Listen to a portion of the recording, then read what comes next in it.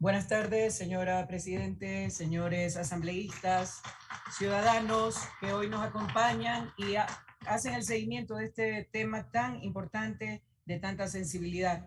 Soy Pierina Correa y soy presidenta de la Comisión Especializada Permanente de Protección Integral a Niños, Niñas y Adolescentes. Por lo tanto, en el ámbito de edad que corresponde al tratamiento de esta ley, tendremos que incorporarlo en el Código Orgánico de Protección Integral a niños, niñas y adolescentes. Por lo tanto, mi postura hoy aquí no tiene nada que ver con dogma, con religión, con postura o identificación política, con ideología de género o algo similar.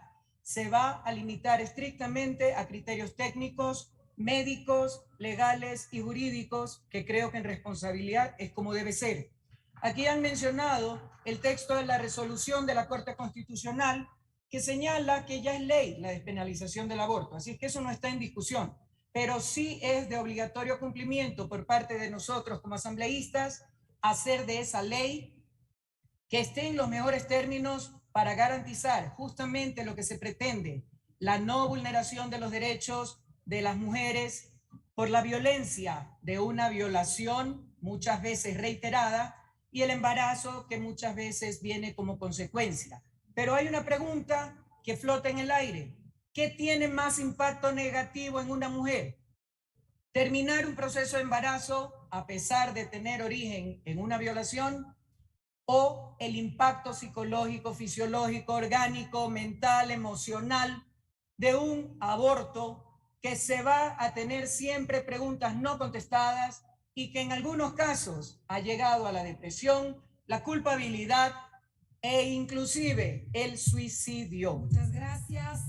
Como les digo, es obligatorio. Ya sabemos, lo han mencionado aquí, que hay 3 nudos críticos. Voy a obviar algunas partes de lo que iba a hablar porque ya lo han dicho y me voy a concentrar en lo más relevante. El proyecto de ley planteado por la Defensoría del Pueblo y recogido con aún peor redacción en el informe de la Comisión de Justicia de la Asamblea no solo atenta contra el derecho a la vida del ser humano por nacer, sino que desacata abiertamente la sentencia 34-19-IN-21 de la Corte. Se recomienda a la Asamblea que se respeten los criterios y estándares generales establecidos en la sentencia respectiva. Por lo tanto, los criterios no son potestativos, sino de obligatorio cumplimiento para la Asamblea, so pena de desacato y eventual destitución. El proyecto intenta posicionar al aborto como un derecho humano fundamental, pero no existe ningún derecho a abortar reconocido ni en el Ecuador ni en la comunidad internacional. Y la sentencia de la Corte lo expresa claramente, haciendo la única salvedad en que padecen discapacidad mental, que era el texto original del segundo causal que permitía la ley. El proyecto no fija ningún protocolo para determinar al menos algún indicio de violación. Y si concretamente la sentencia de la Corte señala que se hace la excepción solo en casos de violación, lo elemental desde el ámbito jurídico es demostrar que ha existido una violación para que se sustente entonces la práctica del pedido de terminación voluntaria del embarazo a través de un aborto. Por supuesto, tratando de no revictimizar innecesariamente a la mujer, a la niña, al adolescente, que ha pasado ya por un trance completamente amargo, desagradable, etc. La Corte señala denuncia penal, examen médico o declaración juramentada y dice que nosotros aquí tenemos que normar esto. Existe eliminar estos requisitos que exigió la Corte implica en la práctica encubrir al violador.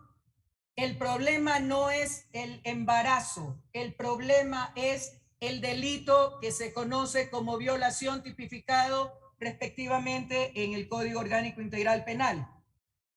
Encubrir al violador, que sería el gran beneficiado de esta normativa tal como está planteada. En caso de violación es demostrar la existencia de esta como sustento legal y jurídico antes de proceder al aborto, porque en la ley actual se está proponiendo la notificación por parte del personal médico tratante y dirigido hacia la fiscalía. Pero ¿qué pasa? La fiscalía, mientras investiga, concreta, comprueba o no, ya el aborto se realizó y ya es irreversible, más allá del resultado o la conclusión a la que llegue la Fiscalía en términos de que si hubo o no realmente una violación. Este tema que voy a abordar en este momento es gravísimo. Se pretende imponer y promocionar el aborto sin requisitos hasta el último día de embarazo. No hay límite de semanas y la temporalidad es uno de los 3 aspectos concretos que ha señalado la Corte Constitucional que debe ser resuelto aquí. Hoy me llegó un estudio del doctor Miller de la Oxford University de Estados Unidos en el que a grosso modo señala lo siguiente: los abortos tardíos no son seguros. En Estados Unidos, las encuestas señalan que en el primer trimestre la tasa de mortalidad es inferior al 0.5% por cada 100.000 abortos. Esto aumenta a 1.7 a las 13 y 15 semanas, 3.4 entre las semanas 16 y 20 y 8.9 en las últimas 20 semanas. Por lo tanto, los abortos más allá de las 20 semanas tienen más del doble de la tasa de mortalidad, inclusive en los abortos practicados entre las 16 y 20 semanas. El aborto tardío es altamente peligroso.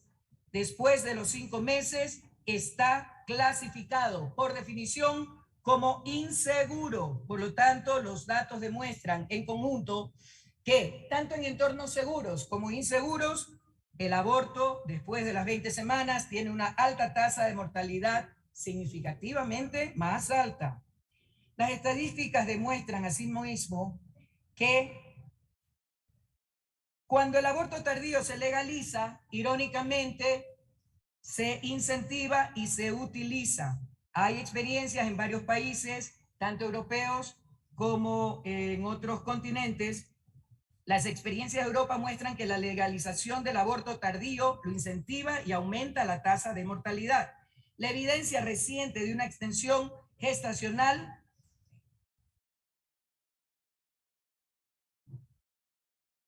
incentiva abortos tardíos peligrosos proviene de Nueva Zelanda, donde al extender el límite de 20 semanas hasta el nacimiento, se observó un aumento del 43% de los abortos más allá de las 20 semanas. Aquí hay algunos temas que es importante tomar en cuenta en esta parte tan sensible de la temporalidad. El aborto ilegal sigue siendo común incluso cuando el aborto está legalizado o extendido. Un artículo reciente del BMJ Global Health señala que a pesar de que el aborto se legalizó en India hace medio siglo, el aborto inseguro sigue siendo común y muchas mujeres todavía mueren a pesar del entorno legal propicio. Estos resultados también se muestran en las dificultades que persisten para eliminar el aborto inseguro, inclusive en países donde ya el procedimiento es legal.